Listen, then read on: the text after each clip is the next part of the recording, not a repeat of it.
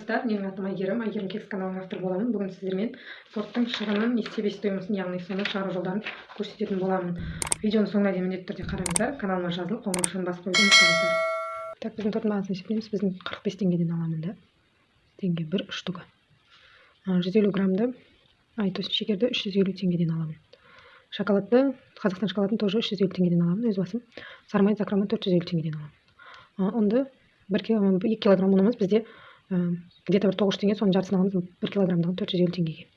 Разрыхителінің 1 килограммы 1000 теңгеге аламын. Кремнің творожный сырдың 1 килограмм 1800 теңге, сливкиді 1700 теңгеден алатын боламын. Сахарный пудраны 1 килограмм 5 теңгеден аламын. Тоже бұл да сол 1800 теңге творожный, сармай 450 теңге закромы. Сонымен сахарный пудра 500 теңге. Енді қалай есептейтін көрсететін боламын. Бірінші жұмыртқамыздың бағасы, төртеуінің бағасы 180 теңге шығып тұр. Шекерді есептейтін боламыз. Бізге шекер 150 грамм керек болады. Ол үшін 150 граммды көбейтемін 350 теңгеге. 1 килограммызда бізде 1000 грамм болады.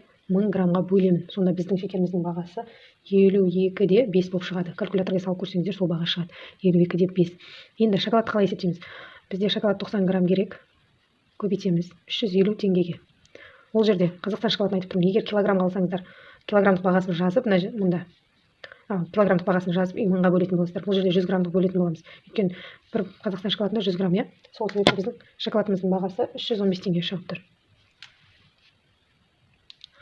Енді шоколадымыз 315 теңге шықты. Сармайымыз тоже бізге 170 грамм керек.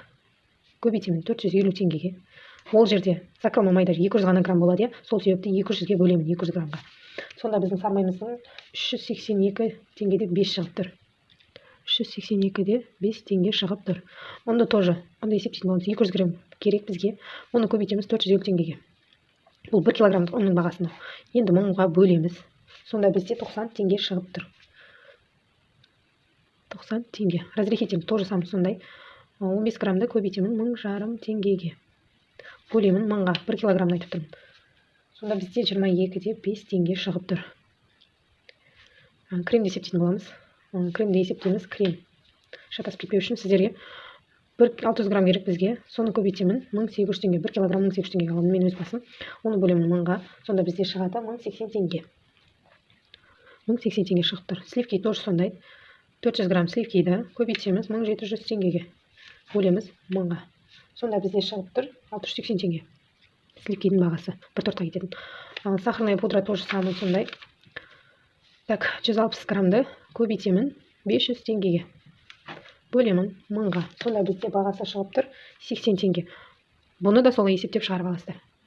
Міне барлығын жазып шықтық. Бізде бұнда шыққан общий сумма 3427 теңге шығады бізде. Мынаны қосқан кезде. Ал енді бізде одан бөлек шығындар бар, коробка бар, мұнда жаза салайын. 350 теңгеге аламын, мысалы.